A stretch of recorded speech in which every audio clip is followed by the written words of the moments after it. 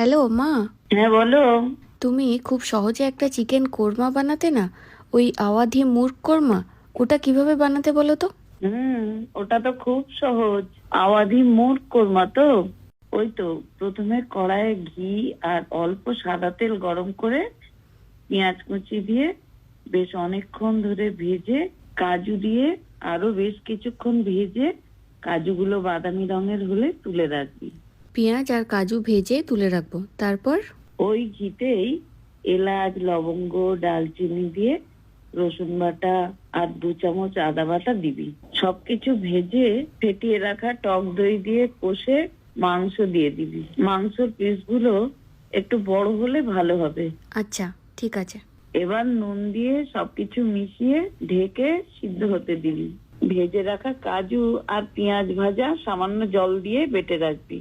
মাংস 15-20 মিনিট রান্না হওয়ার পর কাজু বাটা দিয়ে ভালোভাবে মিশিয়ে দিবি। মশলার বাটিটা ধুয়ে সামান্য জল দিবি। আবার ঢেকে আধ ঘন্টা রাখবি। এরপর ঢাকা খুলে সামরিচ গুঁড়ো ছড়িয়ে সবকিছু মিশিয়ে নিলেই আওয়াধি মুর্গ কোরমা একদম তৈরি। পোলাও, সবজি ভাত, নান সবকিছু দিয়েই এটা খুব ভালো লাগে। আমি আজকে জাফরানি ফ্রাইড রাইস বানিয়েছি। খেয়ে জানাবি কিন্তু কেমন হলো। মুর্গ আওয়াধি কোরমা। ফাটাফাটি।